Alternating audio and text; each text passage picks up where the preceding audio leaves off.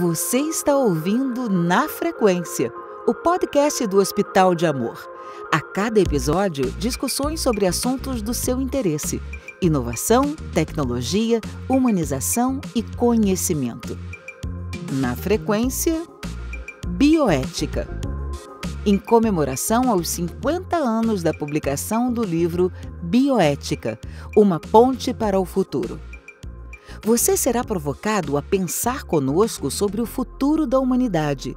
Sintonize-se e construa essa ponte para o futuro. Olá, ouvintes do podcast Na Frequência HA, o podcast do Hospital de Amor de Barretos. Nessa série de bioética, hoje teremos um novo capítulo do livro do Potter, o capítulo 11º, cujo título é Ciência e Homem Biológico. Sejam todos muito bem-vindos.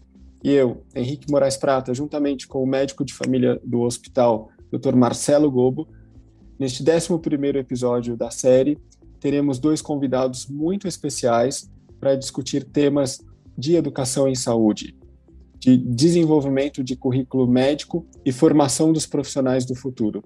Conosco aqui, Dr. Ahmed Aidar, médico formado pela Faculdade de Medicina da USP, e preceptor de educação médica pelo Centro de Desenvolvimento de Educação Médica também da Faculdade de Medicina da USP.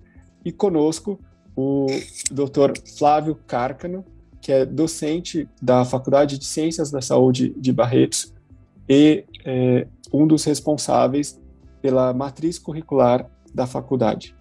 Então, sejam todos muito bem-vindos e eu gostaria de passar a palavra para o Dr. Marcelo Gobo, para que iniciasse as discussões com os nossos convidados. Obrigado, Henrique. Sejam todos muito bem-vindos. Para a gente poder começar, eu vou resgatar um pouquinho do que o Potter traz no capítulo, dizendo inicialmente que quando ele trata de evolução, ao longo de todo o livro, ele trata de evolução no sentido vinculado à noção nossa de espécie. E toda vez que ele trata esse tema, ele vincula muito a questão da informação como um ponto impulsionador do nosso processo evolutivo. Em diversas inserções, ele trata esse processo de transferência de informação como uma chave, né? Diversas vezes a gente vai construindo aqui em conjunto essa noção de que ponte é essa para o futuro, se essa ponte somos nós, ou se essa ponte está vinculada à nossa questão evolutiva, aos nossos comportamentos. E nesse capítulo, de modo especial, a gente vai percebendo que esse conjunto de informações, esse processo de construção, envolve a união de diversos saberes e a construção de uma ferramenta para se aplicar esse conhecimento, ou aplicar as diversas técnicas e novos saberes, novas conduções de raciocínio para a construção de algo que nos permita avançar para um futuro de modo coletivo. Embora a gente empregue, do ponto de vista prático, essas tecnologias para aumentar a nossa longevidade, para aumentar o nosso tempo de vida enquanto indivíduos, a grande sacada, a grande chave de virada é como a gente consegue alcançar essa longevidade enquanto espécie, enquanto humanidade. E para isso a gente não consegue sair desse nó crítico sem que a gente utilize saberes de pontos de vista diversos e aparentemente que não estão relacionados entre si. E aí a minha primeira pergunta para o Dr. Ahmed é nesse sentido, de que avanços a gente tem em termos de educação médica, em termos de formação de profissionais, que podem envolver essas pontes de diversos saberes aparentemente antagônicos, que não têm relação, como, por exemplo, geografia e saúde, arte e saúde.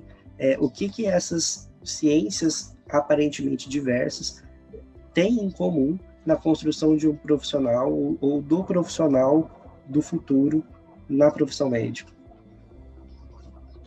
Olá, Marcelo. Olá a todos. É um enorme prazer estar com vocês hoje. Então, o capítulo 11 desse livro do Potter, vou só dar uma situada no capítulo, Marcelo, que acho que é importante. ele tem uma tese simples, que é uma tese comum a todos os capítulos, uma tese transversal ao longo desse livro, dos anos 70, do Potter, que é a tese de... é uma tese que ele defende muito, Potter, que é: temos duas culturas. Ele incorpora essa teoria, a teoria das duas culturas, de um outro autor, que é o autor Snow, que é: temos duas grandes culturas, a cultura científica, das ciências naturais, e a cultura filosófica, a cultura das disciplinas que ele coloca como antagônicas. E Potter, nesse capítulo, de novo, retoma essa tese de que temos uma crise mundial, uma crise da humanidade. E ele propõe que essa crise humanitária, na visão dele, tem uma consequência drástica, uma consequência inexorável, que é o fim da humanidade, o esgotamento da humanidade como um autoextermínio inexorável, caso não seja tomada nenhuma medida. E o Potter diz, a partir da construção de alguns argumentos, que caso não haja o controle de natalidade, esse fim é inexorável. E ele coloca alguns argumentos de forma bem clara e diz, por consequência, que seria imoral o não uso de métodos de controle de natalidade, porque seria a forma porque o não uso deles levaria a um fim único, que é o fim da humanidade. E aí o Potter traz uma tese muito importante também nesse capítulo, que é o foco numa medicina que se baseie num saber, melhor dizendo, num saber que se baseie na possibilidade de sobrevivência da humanidade como um todo e não da sobrevivência individual. Ele também traz esse segundo argumento, o argumento secundário, mas que aparece nesse capítulo também. E aí ele direciona esse capítulo, é muito engraçado, Marcelo e Cárcano, porque ele direciona esse capítulo a um grupo específico, ele diz isso. Ele diz que direciona eles, eu vou dizer em inglês, porque o meu livro é em inglês, que é aos survivalists. Eu não sei como é a tradução específica em português, mas eu acho que os defensores da sobrevivência, os lutadores pela sobrevivência. Isso é legal para o capítulo, o livro dos anos 70.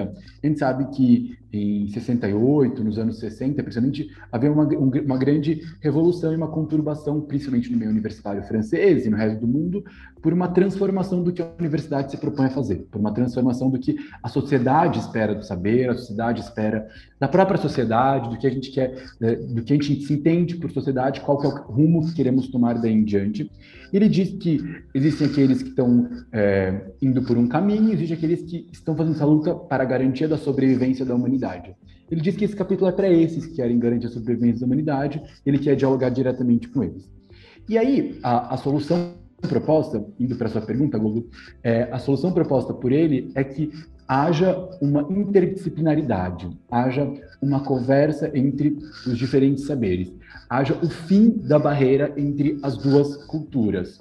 Ele diz que, enquanto formos uma sociedade em que os tomadores de decisão e os técnicos forem separados, enquanto formos uma sociedade em que os técnicos são divididos em feudos, eu vou usar essa palavra que é minha e não dele, em feudos de especialistas, a gente nunca poderá caminhar para um olhar mais holístico sobre essa sociedade e nunca poderemos caminhar para uma proposta de solução dessa sociedade.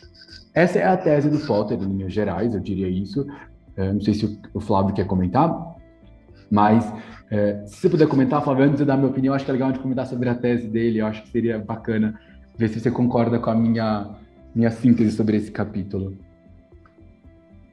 Sim, obrigado, Ahmed, obrigado, Marcelo e Henrique, pelo convite. É um tema extremamente interessante, intrigante, e acho que é o tipo da coisa que a gente pode gastar horas discutindo e é super...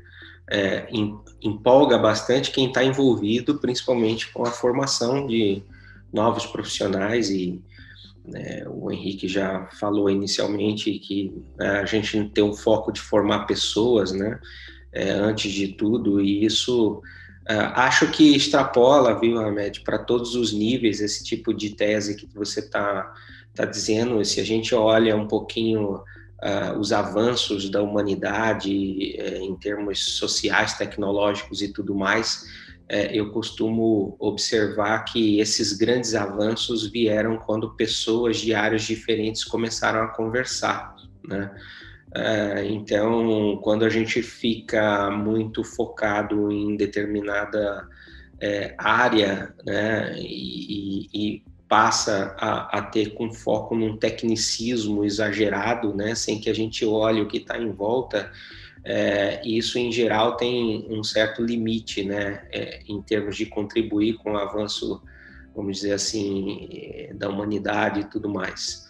E eu acredito que essa discussão que ele coloca, e é interessante que isso é década de 70, né, e a gente vê como até hoje passa a ser atual, acho que há uma responsabilidade incluída aí da gente começar a observar isso e promover isso, né? Então, eu acho que é aí que implica esse pensamento na formação de novos currículos, né? E quando a gente olha para a formação médica, o grande desafio que a gente vive hoje é, de fato, desconstruir, em certa parte, o ideário do que é ser médico de um aluno que chega dentro de um curso novo, né? E colocar para ele que, além da parte técnica da medicina, existem muitos outros saberes que são fundamentais para que ele se desenvolva um bom médico. Então, eu acho que é nesse sentido aí que eu acho que a gente faz a intersecção dessa tese que ele coloca e a questão da formação de novos médicos. Mas eu vou deixar a fala para os demais, que a gente pode continuar essa discussão. Eu gostaria de acrescentar algo ao que o Ahmed falou, Flávio, que é a questão da localização histórica da obra do Potter. Ele era um professor que tinha uma excelente formação humanista, que transitava no ambiente universitário de uma maneira muito livre, né, sem qualquer restrição própria do departamento no qual ele estava localizado, ou mesmo da sua disciplina. Então, ele tinha essa vivência universitária. Na verdade, quando ele publica esse livro em 71, que já vinha sendo escrito, o contexto histórico é um pouco esse que o Ahmed trouxe, né? Se a gente pensar em Paris em 68, ou que foi a década de 60, né, o movimento hippie, toda a questão de liberdade, o mundo, né, que se abria a todas as discussões sobre era de Aquários, o futuro, fazer algo diferente, nós temos alguns marcos. E pensando em Potter, inclusive como um autor católico, em 68, em reação a tudo que estava acontecendo, nós tivemos a promulgação da encíclica Humanae Vitae, pelo Papa Paulo VI, que foi a encíclica que tratou de controle de natalidade, e uma série de outras questões, no fundo, relacionadas à vida sexual.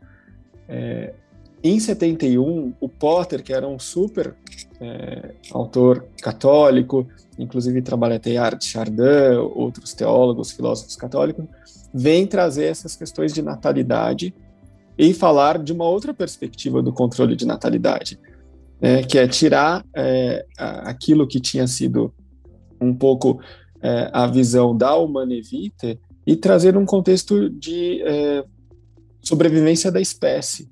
Né? É uma mudança radical de perspectiva, mas eu acho sempre interessante mudar a análise da obra em si para o contexto no qual ela está situada. E aí a pergunta que eu queria trazer, um pouco mantendo essa perspectiva histórica, né? Ele fala sobre, num determinado momento do capítulo, sobre os problemas prioritários do nosso tempo, que 50 anos atrás continuam sendo os mesmos problemas hoje, né? Ele categoriza de forma aleatória como a população, paz, poluição, pobreza, política, progresso. Nós vivemos uma super expectativa, acredito eu, com relação às possibilidades da tecnologia na formação profissional ou formação técnica das pessoas. As grandes questões trazidas pela pandemia, os grandes erros, as grandes falhas foram percebidas na formação geral das pessoas. Eu acredito que nos últimos 20 anos nós tenhamos colocado todas as apostas na formação técnica e na tecnologia como aliada dessa formação. Será que agora, diante de tudo que nós vivemos nos últimos tempos, nós teremos uma recuperação da formação humanista como uma formação que garante melhores ferramentas para as pessoas lidarem com questões complexas e com adversidades? O que mais me chamou a atenção é a falta de capacidade de uma perspectiva ampliada da maioria das pessoas que discutem pandemia ou que discutem ou que têm posições de decisão na pandemia. E isso é uma deficiência de toda a formação escolar e da formação profissional também, sobretudo num país como o nosso, que o Paulo Freire já falava de educação bancária. As pessoas têm depósitos de conteúdos e não param para refletir. Eu gostaria de perguntar para vocês como fica a educação médica depois da pandemia e quais são os limites de um ensino tecnológico ou técnico para a formação de uma pessoa, uma educação para a liberdade, e autonomia profissional, científica, como colocava Paulo Freire. Muito legal a sua colocação, Henrique, citar Paulo Freire, que era justamente a pessoa que ia citar.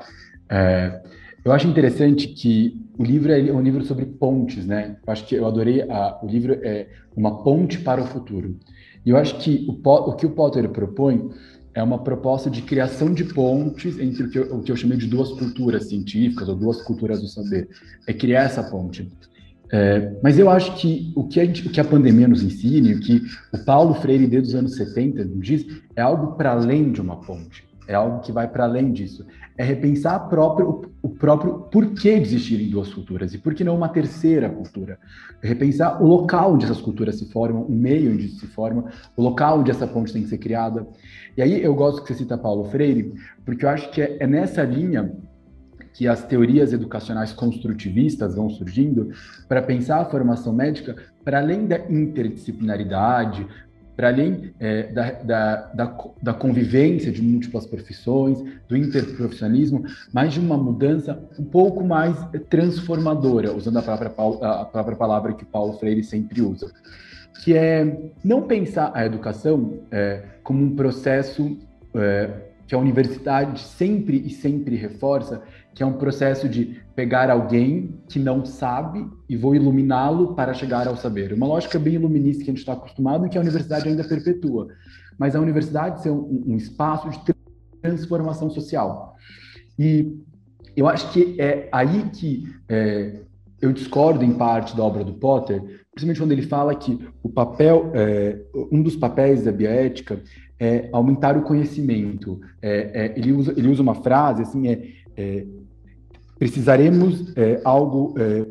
não conseguiremos atingir essa solução como uma solução técnica, a não ser que iluminemos todos imediatamente. Ele usa, estou fazendo uma tradução livre aqui do meu texto, mas é de novo na mesma lógica iluminista. E eu acho que é continuar nessa lógica em que as pessoas vêm para a universidade sem nenhum saber, nós da universidade iremos iluminá-las, nós iremos nutri-las com o nosso saber, e elas sairão para o mundo, e essa é uma linha de produção. E aí, inclusive, usando o próprio Potter nessa lógica, o Potter caberia nessa lógica.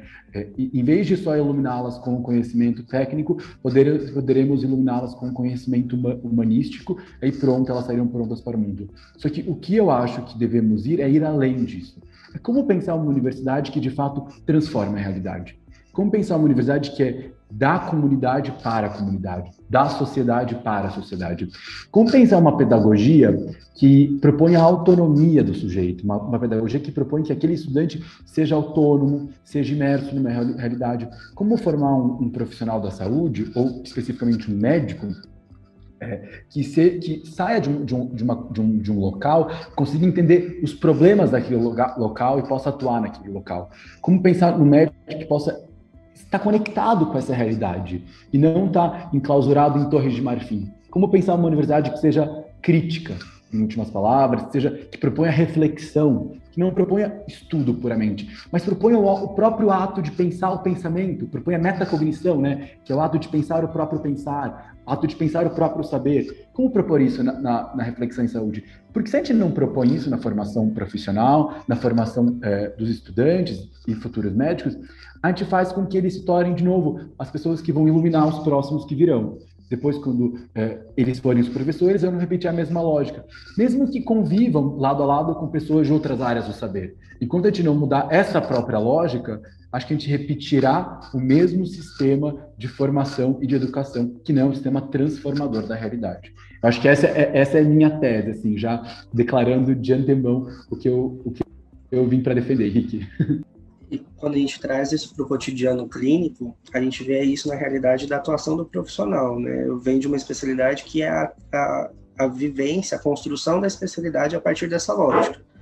Os dissidentes lá da clínica médica que não conseguiam caber dentro da caixa de resolver os problemas dos pacientes dentro do escopo do biológico, que é a primeira divisão, a primeira cisão que o próprio Potter traz, assim, um universo totalmente dentro daquilo que é orgânico e biológico, se começam a estudar sobre os aspectos das ciências sociais, da influência disso no comportamento humano, na escolha clínica, e vão pegando as humanidades e colocando dentro do cotidiano do médico. E aí surge uma especialidade que é uma derivação da clínica médica, que é meio híbrida, que é tentar entender o sujeito dentro do contexto dele, dentro daquele território, as relações que existem dentro desse território do sujeito com a própria saúde, como essas influências geram determinantes sociais de saúde, que vão ser mais influentes no que é qualidade de vida e saúde do que as próprias determinações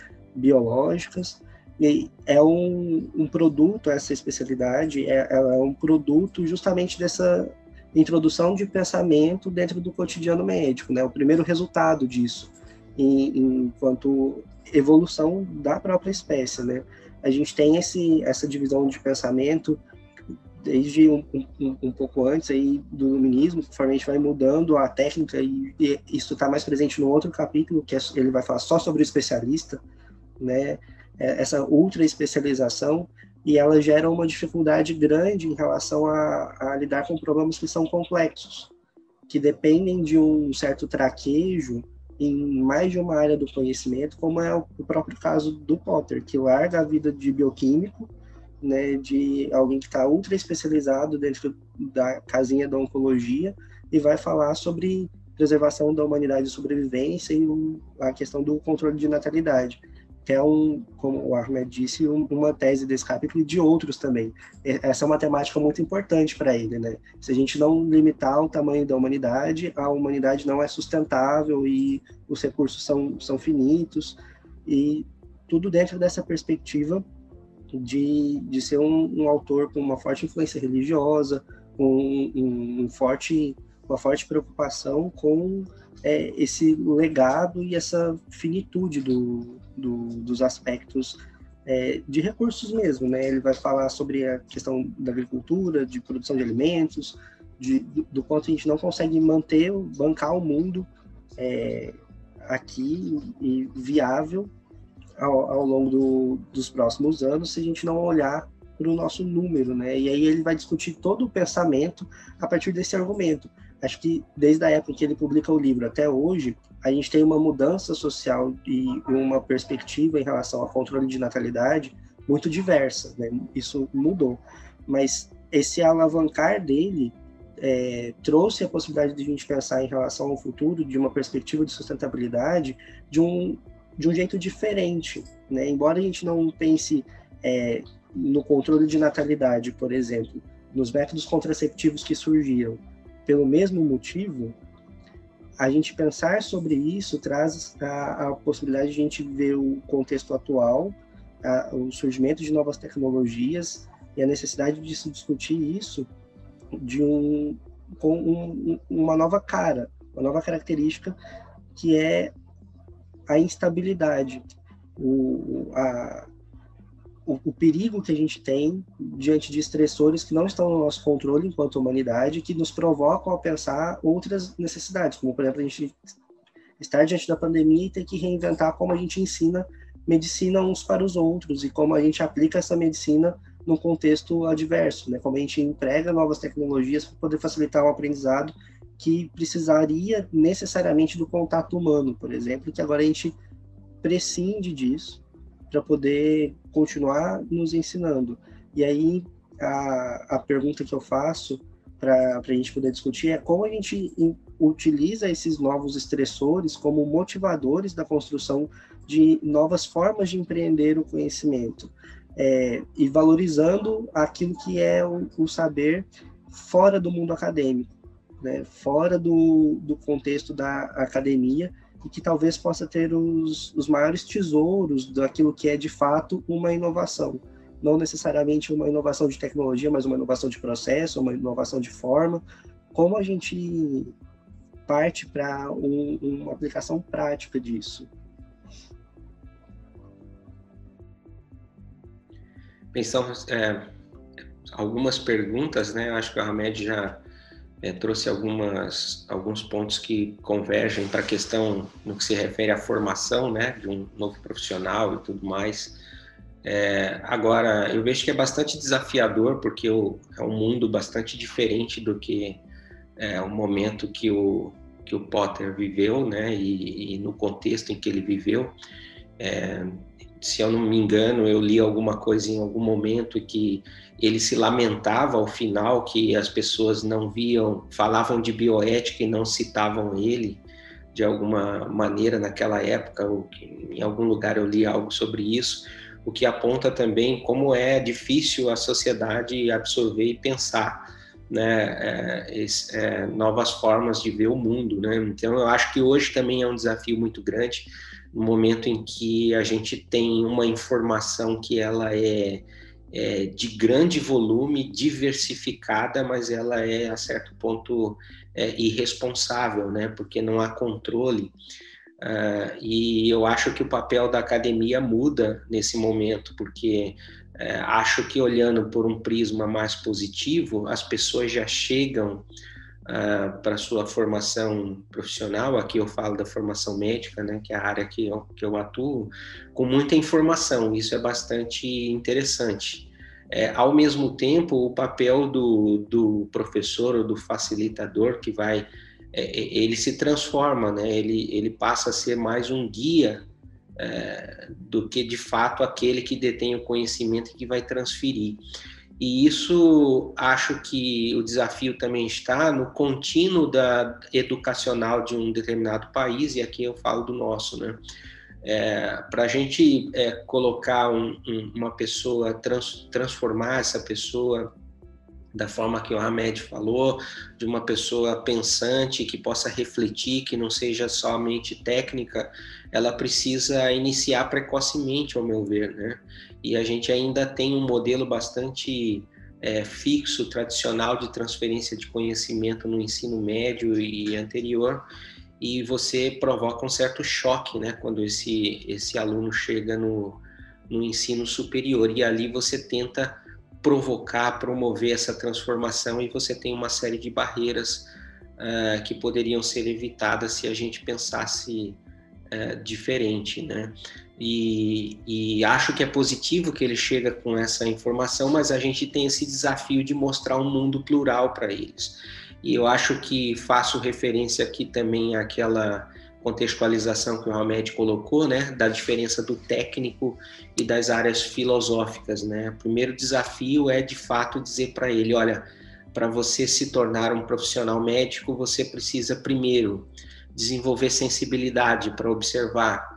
Você precisa, primeiro, entender qual é a sociedade em que você vai atuar, né? E a pluralidade dessa sociedade. Então, esses saberes, esses conhecimentos ainda é bastante desafiador, porque o aluno que chega e que não tem esse preparo de pensamento desde antes, ele ainda enxerga isso é medicina, isso é não medicina. E a gente tenta colocar que tudo é medicina, porque, na verdade, medicina é você enxergar o ser humano na sua totalidade. Então, são pontos aí que eu acho muito interessantes e que a gente precisa, de fato, ter uma certa penetração desse pensamento. Citaram Paulo Freire, mas desde o que Vygotsky defendeu e colocou, a gente implementar isso de uma forma um pouco mais prática desde o início do contínuo educacional e não delegar só para o ensino superior, porque o desafio fica ainda maior, né? Esse é o ponto, Flávio, e eu já conheço o Ahmed há alguns anos. Acho que desde o primeiro ano de medicina ele participou do GPBio, do Grupo de Estudos e Pesquisas em Bioética e Biodireito da Faculdade de Direito, e eu também, como ex-aluno da FEFELESH, de Filosofia, eu sinto muito essa ausência de formação em pensamento crítico nas pessoas. Eu acho que conteúdo a pessoa apreende por si só, ela busca informação. E eu até vejo como digamos, um problema esse excesso de informações que a pessoa traz, ou essa confusão entre acesso à informação e formação. Formação é uma coisa completamente diferente. Isso teria que começar diferentemente para chegar um indivíduo crítico na idade adulta, desde da creche, né, onde ele está. E eu, por exemplo, tive a oportunidade de visitar a Escola da Ponte, em Portugal, e ver tudo que foi feito lá, a forma como eles trabalhavam de uma forma bem quase revolucionária, a presença em sala das crianças, mas a gente não precisa ter um modelo diferente como Escola da Ponte ou Escola da Aplicação da USP. A gente pode ter modelos que promovam essa autonomia e esse olhar questionador ou crítico, e também um olhar sempre voltado à formação da pessoa enquanto um ser em transformação e disposto a transformar o mundo, né? Então, essa questão da bagagem de chegada dos alunos em graduação, para mim, é um ponto de atenção antes de ser algo favorável a eles, né? Como você bem colocou, eles querem o tempo todo saber se isso é medicina ou se isso não é medicina, né? E existe uma desvalorização das disciplinas transversais, que são exatamente aquelas que não têm lá o script fechado em questões fisiológicas, biológicas, médicas, né, o que seja. Agora, eu vejo, eu sou leigo, né, na área da saúde, né, toda a minha formação em humanidades ou ciências sociais aplicadas, mas eu vejo a formação em saúde, sobretudo a formação médica, num ponto complicado, e que é o ponto que já foi complicado lá atrás para o direito e que o direito resolveu de outra forma, né? Quando se optou pela abertura de cursos jurídicos no Brasil, né, foi aberto Largo de São Francisco e Olinda, a questão era: vamos formar juristas ou vamos formar operadores do direito, técnicos, pessoal capacitado para operar o direito, né, no país? E eu enxergo que o ensino médico está um pouco nesse ponto. E, na verdade, estão formando operadores da medicina, né? Exatamente porque aqui no Brasil o alunato chega já com uma formatação e uma passividade, depois de 12 anos de escola, que o percentual de alteração desse mindset desse aluno, dessa visão de mundo, da forma como ele se aproxima dos fenômenos humanos é pequeno, né, depois dessa formatação. Então, eu queria ouvir de vocês assim, como vocês enxergam o que é a formação médica hoje? né? Quais são as possibilidades ou quais são perspectivas melhores para esses profissionais que hoje estão numa graduação em medicina ou em outras áreas da saúde? Henrique, antes de responder especificamente essa pergunta, eu gostaria de fazer um comentário interessante, assim, que você falou. O próprio, e aí de novo eu falando sobre o próprio capítulo, Ciência e Homem Biológico, Sim. o Potter fala sobre essa aproximação entre os saberes. E aí o que eu, de novo, defendo é que isso é insuficiente. Você pode ver a quantidade de faculdades de medicina no Brasil que tem cadeiras específicas para ciências sociais, cadeiras de medicina preventiva, cadeiras de sociologia médica, cadeiras de ensino de filosofia e humanidades, de psicologia médica, cadeiras que justamente tentam aproximar o saber das humanidades, das ciências sociais, o olhar para além, para outros saberes universitários, para a escola médica, e mesmo assim, apesar do momento em que mais discutimos humanização na formação médica, é o momento que as pessoas mais reclamam de desumanização na prática médica. Então é fascinante como, e aí de novo, é uma proposta de olhar a realidade, de como a própria solução de aproximação de saberes é insuficiente para a transformação da sociedade. Eu acho que essa é a principal temática. Então, a lógica de quebra de muros, a lógica de criação de pontes, que acho que é a lógica que Potter traz, acredito que é uma prescrição, e aí fazendo uma brincadeira médica, eu acho que ele faz um ótimo diagnóstico sobre a realidade do momento, mas acho que a prescrição está um pouco ultrapassada para a realidade hoje. Eu acho que o câncer, de novo brincando com o que o Potter faz a própria analogia no livro, o câncer já cresceu tanto que a prescrição já passou do momento. Eu acho que a prescrição tem que ser diferente hoje em dia. Acho que temos que fazer algo para além só do saber. O que seria possível prescrever hoje, do seu ponto de vista? Henrique, eu adorei a pergunta, porque se eu tivesse a solução, eu teria resolvido o problema dos mundos. Mas brincadeiras à parte, eu acho que o que eu, em grande parte, acredito é uma proposta mais na linha freiriana, uma proposta mais na linha da teoria crítica, que é uma proposta de poder incorporar práticas reflexivas constantes na formação. Isso não formação médica, mas a formação no geral. E isso, inclusive, da própria reflexão da universidade sobre o seu próprio papel. Então, aí são coisas separadas, mas que complementam.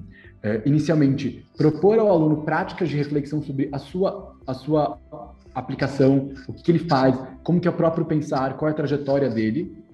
E sobre a universidade em si, assim, e aí é um ponto crucial, assim, qual o papel da universidade, não só com a sociedade, mas até quando a universidade vai continuamente assumir esse lugar e que temos o saber e os que vêm de fora não têm esse saber.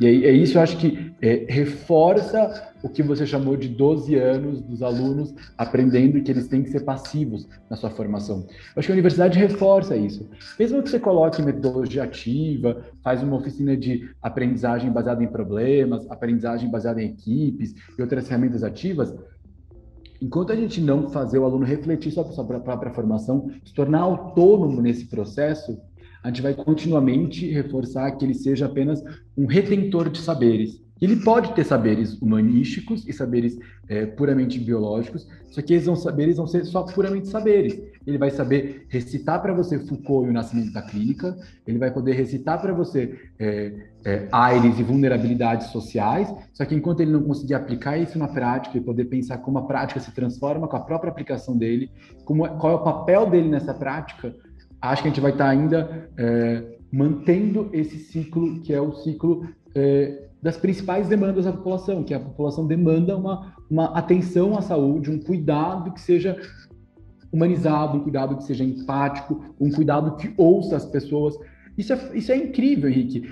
Os estudos que mostram em quantos segundos o médico interrompe a pessoa para poder fazer uma outra pergunta. Tem estudos que mostram que a pessoa é interrompida em menos de 20 segundos. A pessoa não consegue terminar uma frase e já é automaticamente interrompida. O Globo fez 7 com o dedo, né? E é de novo, porque a pessoa pode saber, a pessoa pode ter aulas e aulas e aulas de comunicação na escola, na universidade, a universidade faz aulas e aulas de oficinas de comunicação, só que isso não é suficiente. Isso não é suficiente. A gente tem que E aí eu vou finalizar falando da pirâmide, de um dos jeitos de ensinar a educação médica, que é o conhecimento, as habilidades e atitudes. E aí eu diria o quarto, que é o profissionalismo. O conhecimento é o que eu sei, a habilidade é o que eu sei fazer, e a atitude o profissionalismo é o que eu sou. E eu acho que a gente tem que parar de focar só no saber e no fazer, ou saber fazer. A gente tem que começar a pensar no ser. O que é essa pessoa na realidade? O que é essa pessoa na formação? Em vez de eu avaliar um aluno só com uma prova de múltipla escolha, por que não avalio ele na interação com uma pessoa? Por que eu não foco na minha avaliação como é a comunicação dele? Em vez de dar uma oficina de comunicação e fazer uma pergunta aberta, como você deve se comunicar, por que eu não vejo ele se comunicando e falo para ele, olha, não é aí que se comunica? Por que eu não proponho um momento dele mesmo refletir sobre a própria comunicação? E ele poder ter alguém que acompanhe ele e ele possa dizer, olha, eu acho que eu não estou conseguindo me dar conta desse momento de comunicação, fico ansioso. Por que a gente não dá esse espaço para o aluno? Por que a gente não cria esse ambiente de formação que é de autonomia, um ambiente de formação crítico, que faz o aluno ser autônomo e responsável pela própria formação? E aí eu encerro dizendo para a gente focar nessas atitudes, e como fazer as pessoas incorporarem esses valores da prática e da profissão que todos querem que sejam incorporados. Esses são os princípios de formação do médico de família. A gente grava consulta para assistir junto, entre pares, justamente com essa perspectiva. Eu fiquei me perguntando será, né, que talvez a grande ponte seja a desconstrução de um muro, que é o saber com S maiúsculo, morando só dentro da universidade, né, ou só dentro dos campos acadêmicos, independente da caixinha deles, né, se é um campo de ciências exatas, se é ciências humanas ou biológicas, mas no sentido de que será que na comunidade ou fora do ambiente acadêmico não há um espaço também de saber igualmente rico, igualmente válido e que possa ser aproveitado, essa desconstrução do papel do profissional de saúde como o especialista ou o detentor do saber. Então eu sei, meu paciente não sabe, ou eu sei, ou a comunidade não sabe, e essa invalidação desses saberes justamente para a construção de aplicação até de novas formas de conhecimento, novas formas de se praticar o nosso cotidiano,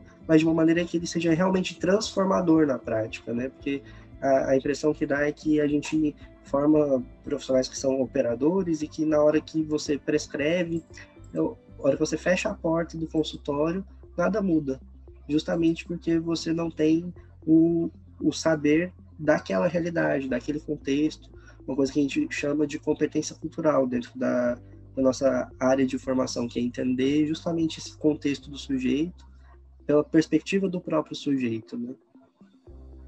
A gente está querendo... Eu queria voltar num ponto que o Ahmed colocou, que é a responsabilidade da pessoa pela própria formação.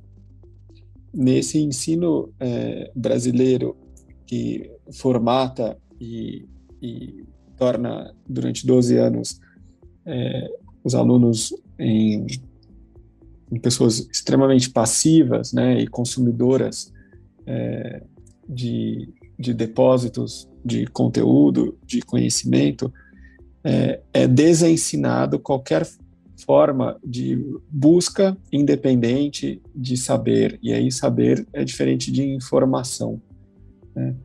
E eu sinto que os alunos, quando chegam na graduação, eles têm uma perspectiva de consumidores, uma perspectiva consumerista do que devem dar a ele.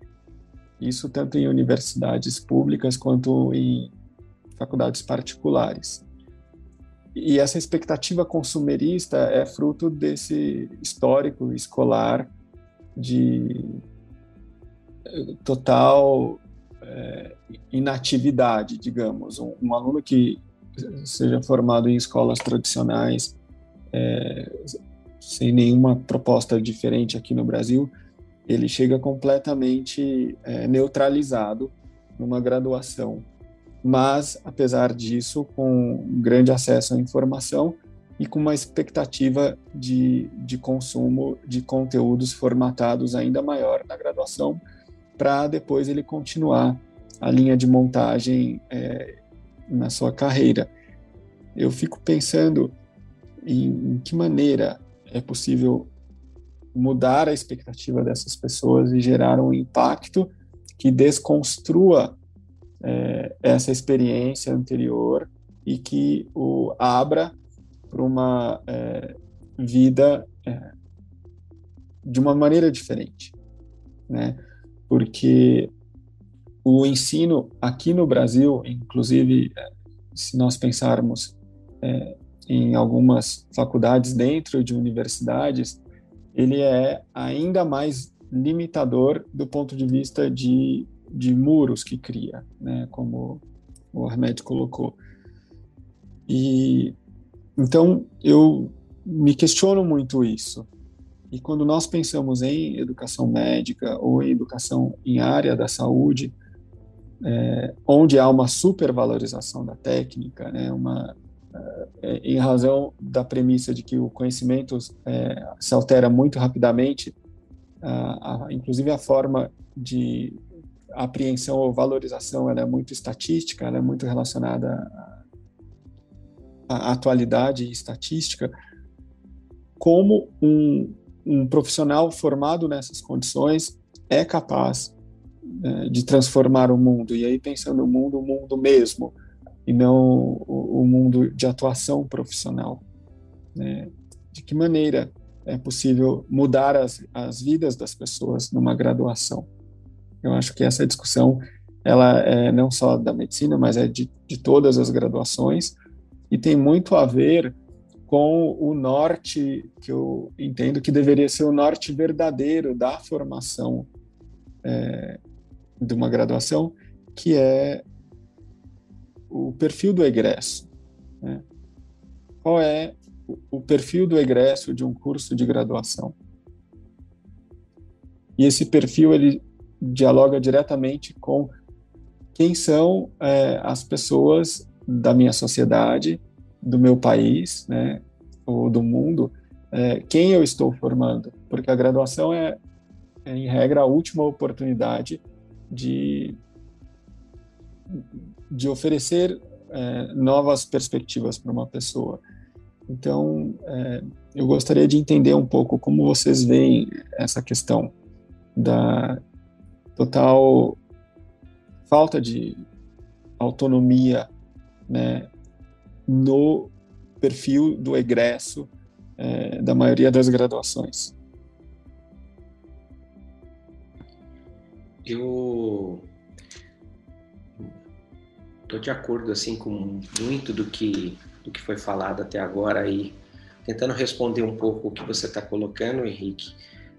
Eu vejo muito que essa transformação, na prática, obviamente, ela depende também do macro, né? O que eu estou querendo dizer? Das próprias políticas públicas, educacionais, que, como o Ahmed falou, isso vai além do que juntar, né, os saberes e tudo mais.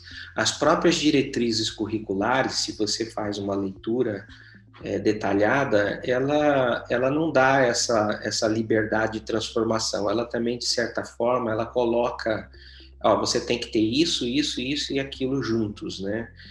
Muito mais preocupado com o que do que com o como, pelo menos na minha percepção.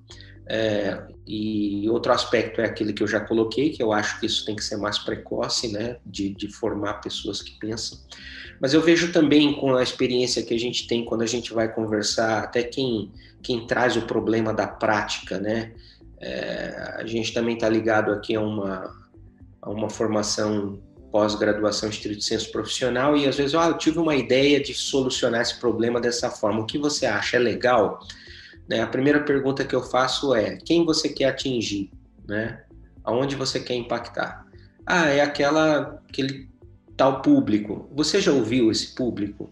Você sabe quais são as expectativas dele? Você conhece esse público, né, antes de tentar pensar numa ideia legal? Então eu faço essa analogia também da seguinte maneira: hoje ainda as universidades, elas são vistas como o lugar onde eu devo fixar os pés ali durante um tempo, e ali eu vou beber de um saber, e de alguma maneira eu vou impactar na sociedade depois que sair dali. Eu acho que tem que se inverter um pouco essa lógica. E ainda mais hoje que você tem esse alunado que vem com essa visão muito de cliente, né, que ele tem ali algo a receber de alguma maneira, é responsabilizá-lo desde o início de alguma maneira, criar mecanismo que coloque ele como responsável por soluções desde o início da formação. E eu vejo assim, às vezes eu faço essa analogia em alguns momentos, até com alunos e tudo mais, que eu digo o seguinte: olha, você está chegando para fazer uma trilha, né? Nessa trilha você vai encontrar diferentes paisagens, você vai encontrar pessoas ou outros seres pelo caminho e tudo mais. Mas eu vou te dar uma localização onde, quando você tiver com sede, você vai encontrar água. Então, eu acho que a universidade tem que ser essa fonte ali onde, de vez em quando, ele volta para beber, para ganhar fôlego, para ganhar energia, para seguir com o seu aprendizado autônomo, né? Essa autonomia dele perceber e como vai interagir, como vai solucionar os problemas que ele encontrar pelo caminho, ele tem que ser capaz de fazer sozinho. Mas a universidade pode ser um lugar onde ele vai beber de informações e se munir de alguma maneira, ter pessoas que possam guiar, e não ser um lugar onde ele vai morar ali durante muito tempo. Então, tudo que foi falado da desconstrução do muro, de ser uma pessoa que possa transformar o mundo, eu acho que parte de primeiro dar condições para ele conhecer esse mundo, né? Então, vejo também que é um desafio essa questão de ele sempre achar que alguém precisa passar alguma coisa para ele. Então, a melhor forma é responsabilizar ele desde o início. Isso está em todos os níveis, sabe, Henrique? Outro dia a gente estava discutindo nessa situação de pandemia que você comentou também, que os alunos não participavam, isso em pós-graduação, não estou falando de graduação, não participavam muito, não interagiam muito das reuniões e tudo mais, se preparava algo interessante, mas eles eram um pouco apáticos e tal. Então, assim, eu colocava que, assim, olha, um dos caminhos é responsabilizá-los, né? Então, nas próximas sessões, você vai ter um responsável que é moderador, e você vai ter 3 que são responsáveis por comentar aquilo, fora o apresentador, né? Então, não é a única solução, mas é uma forma também. Olha, você é responsável também por isso e você precisa se envolver desde o início. Então, eu acho que parte muito da mudança de você inverter essa lógica e colocar ele, de fato, como sendo responsável e na prática desde o início. Só para fechar, trazendo para a educação médica, né, as diretrizes colocam, olha, o aluno tem que estar em contato com o paciente desde os primeiros anos do curso, né? Só que aí na prática o pessoal transforma isso em colocar ele, depositar o aluno em algum lugar onde tenha pacientes. Não basta isso, né? De alguma maneira ele tem que se envolver com uma observação clara daquela sociedade, daquela realidade, entender os problemas, né? Desenvolver práticas, acho que o Hamed já falou sobre isso, práticas metacognitivas, de pensar no que ele está pensando, e trazer e propor soluções, né? Como dar caminhos para que ele proponha essas soluções, aí sim eu acho que a universidade e as pessoas que estão lá têm esse papel, mas não fazer por ele, né? Henrique, só para eu também não me alongar, você traz uma pergunta, como resolver esse problema, né? Eu acho que esse problema não está só na universidade, é legal que a universidade reflete esse problema que é social, assim. No geral, as pessoas se comportam de maneira passiva nas relações, no geral, as pessoas não se ouvem. Esse reflexo do médico no pronto-socorro, que é o caso típico de que não ouve a pessoa, não ouve o paciente, quer resolver o problema sem poder ouvir, o reflexo do estudante na universidade, que não se propõe a assumir responsabilidade sobre o seu próprio papel. O exemplo que o professor Flávio traz de alunos de pós-graduação que não se propõem a ler, discutir os artigos que eles mesmos têm que escrever no futuro, são reflexos de uma mesma realidade e de uma sociedade que promove pessoas cada vez mais passivas, que a gente quer que as pessoas estejam nesse lugar passivo. E aí, quando o Paulo Freire fala sobre a pedagogia da autonomia, É isso, é que eu vou parafrasear, alguém não ensina o outro, nós ensinamos a nós mesmos, né? Temos que estar envolvidos nesse processo do próprio aprendizado.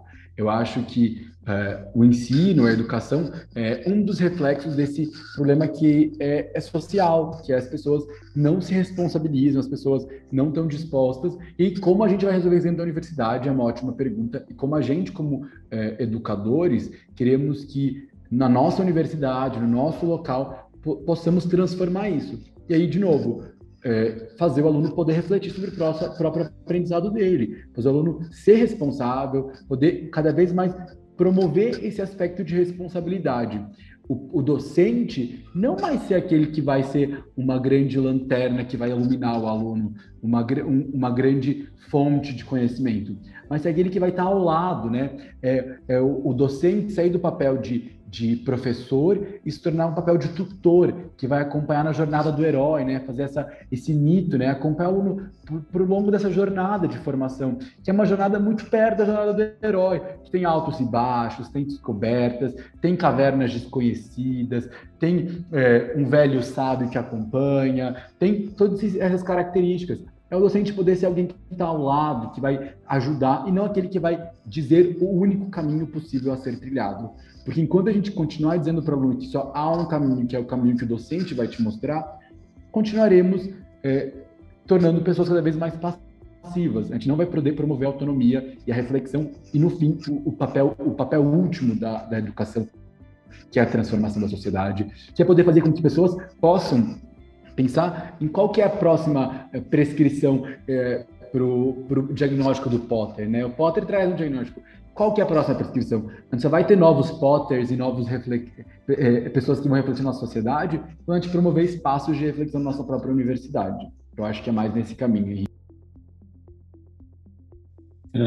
Muito legal o que vocês trouxeram. E eu acho que tem solução, né? Eu acho que é uma solução a ser pensada por muitas pessoas, mas como eu já tive a oportunidade de estudar no exterior, eu vejo que a postura é muito diferente em alunos de outros contextos culturais, né? Alunos que desde o início são provocados a se manifestar e a questionar, né? Onde existe quase uma desconstrução da nossa arquitetura de sala de aula, né? Ou de entendimento do que é aquele ambiente onde se entende como ambiente educacional. Então, eu acho que temos sim como mudar isso, e precisa ser um projeto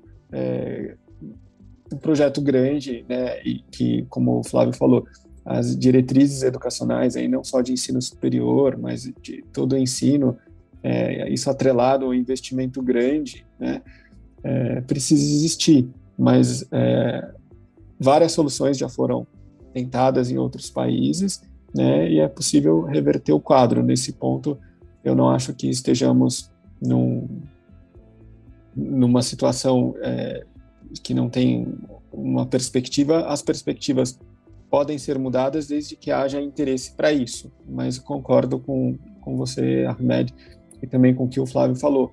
É uma questão social, não é uma questão só da universidade. Ela se torna uma amostra interessante, né, para reflexão dentro daquele contexto e limitada aos muros da universidade, mas ela é social e ela é maior, né? No caso da sociedade brasileira, nós realmente precisamos de grandes transformações para que tenhamos um futuro como país, né?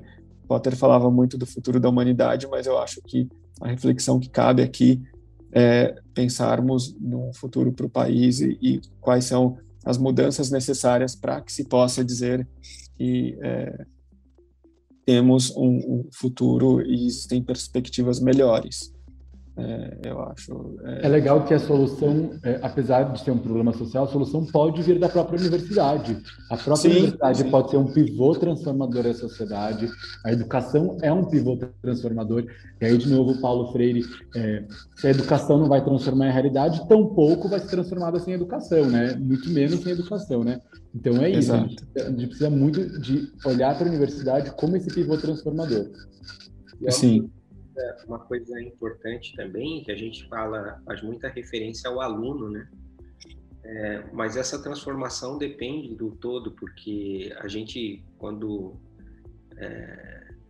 faz a gestão, né, de um corpo docente, você percebe que é a minoria que enxerga também a necessidade dessa mudança. Ainda existe muito a consciência do papel do professor como sendo aquela figura transmissora de conhecimento, né? E é um desafio também as universidades criarem esse ambiente de formação dos seus docentes para um mundo diferente, né? E ainda eles sofrem e ficam angustiados quando você cobra, né, ou provoca um tipo de atitude diferente na sua atividade docente. Eles ainda também não são formados, a grande maioria, para criar esse aluno diferente que vai transformar o mundo lá na frente, né?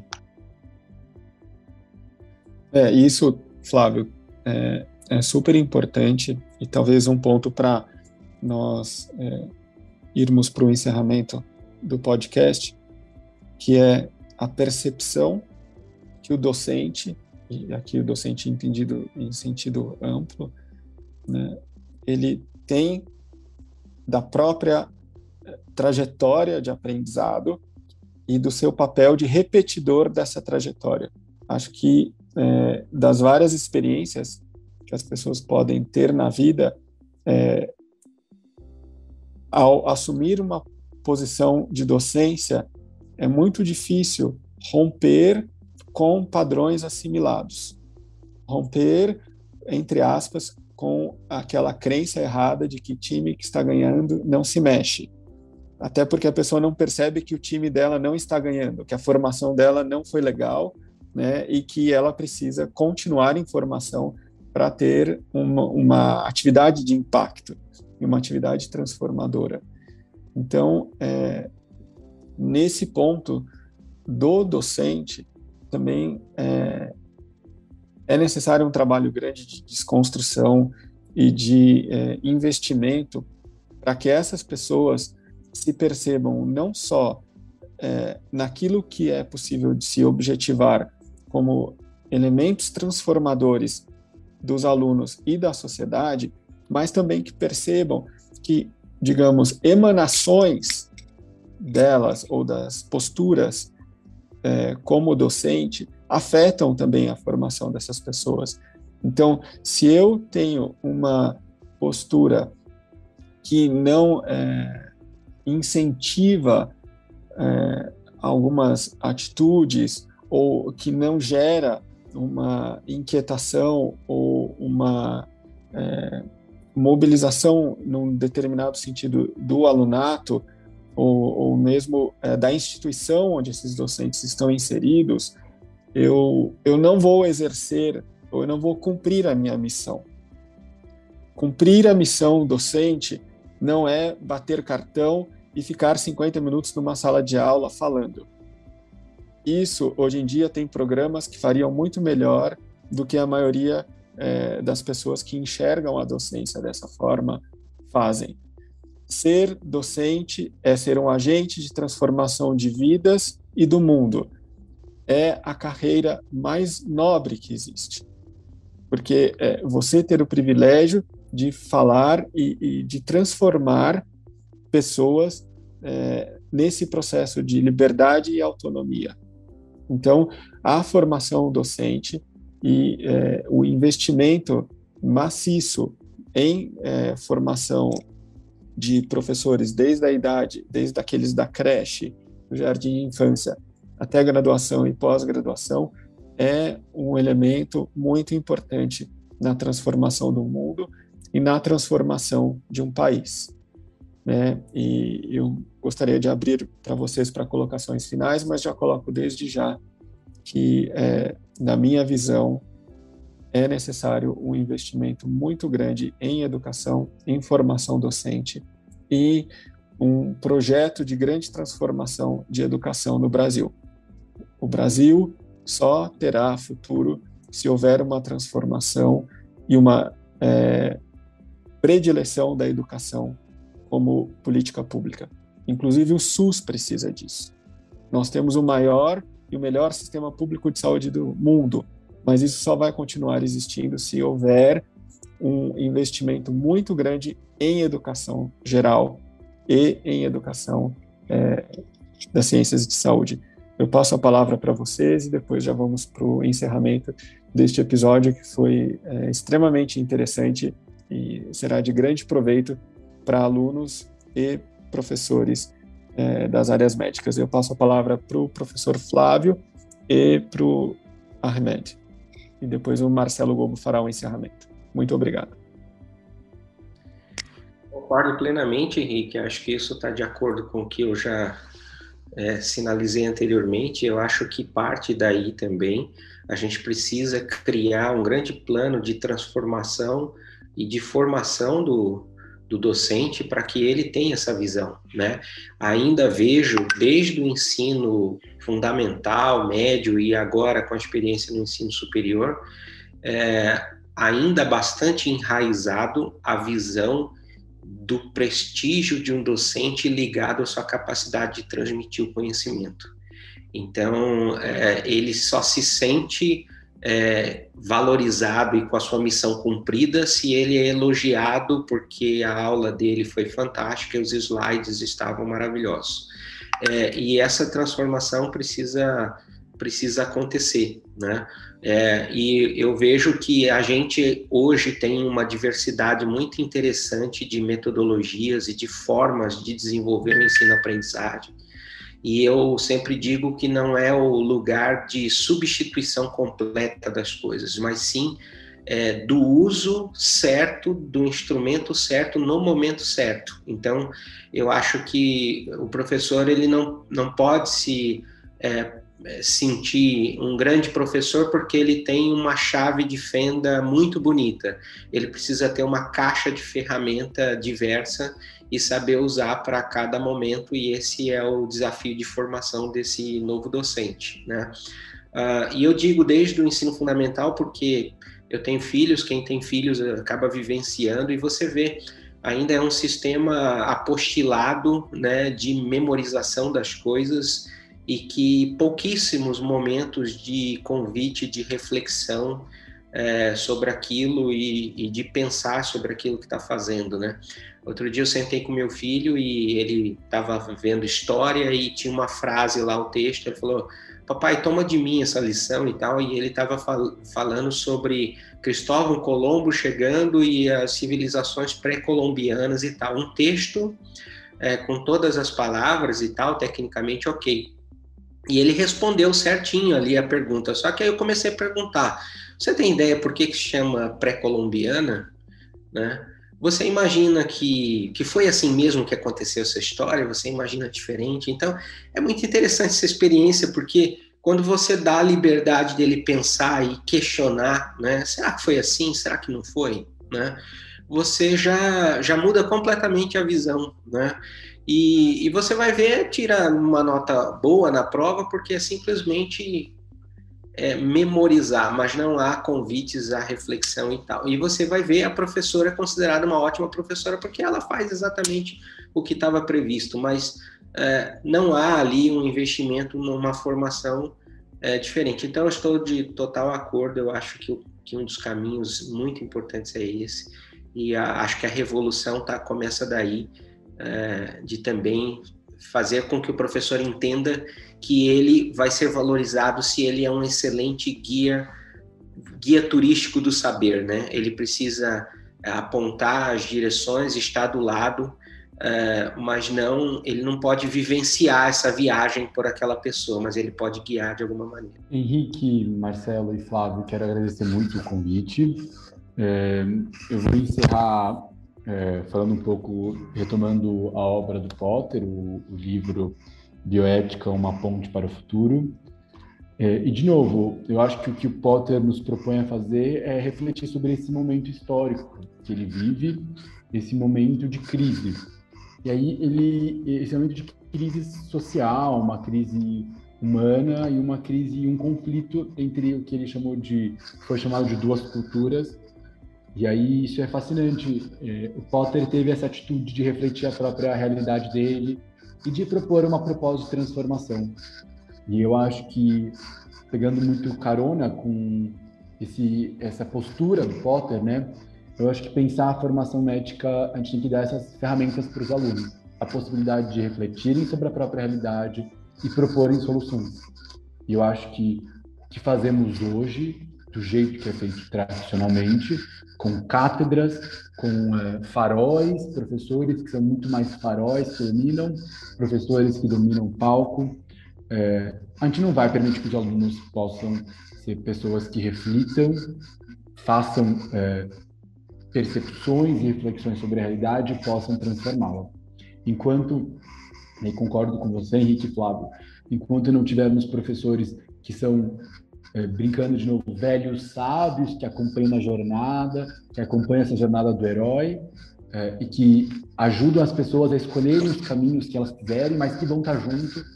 Vai lá, vai com esses caminhos. Se você tropeçar, eu te ajudo, vou estar ao seu lado, mas tente, continue nessa linha, enquanto não tivermos professores assim. E enquanto não tivermos alunos corajosos para se aventurar e se arriscar a conhecer esses caminhos, os casos como Potter serão exceção. Os casos de pessoas que vão escrever obras que se propõem a transformar uma realidade, se propõem a construir um novo saber, serão exceções. Então, acho que a minha fala final é agradecer muito o convite e, de novo, porque a gente possa pensar como será que a gente pode diariamente incorporar no nossa prática educacional estratégias educacionais, estratégias avaliativas, construção de currículos que tem como uma competência fundante dele a formação de pessoas que refletem o próprio ensino, a formação de pessoas que pensam a própria prática, para que ela seja diariamente aprimorada. E não pessoas que vão decorar saberes e que vão decorar saberes, inclusive multi-interdisciplinares, mas que vão pensar o próprio pensar. Eu acho que é muito mais isso e muito obrigado a todos. Queria agradecer a vocês, Flávio, Ahmed. Uma questão muito importante da sua última fala que vale a pena retomar é: se você tropeçar, eu vou estar ao seu lado. Se a gente quer construir um ambiente educacional diferente, com pessoas que pensam, antes de quebrar a corrente, a gente precisa quebrar o chicote, né? Se a gente tem ambientes que são punitivos, a gente não vai conseguir estimular nunca que alguém tenha autonomia e a liberdade de pensar, porque isso presume que é possível errar e que o caminho envolve fazer de novo, né?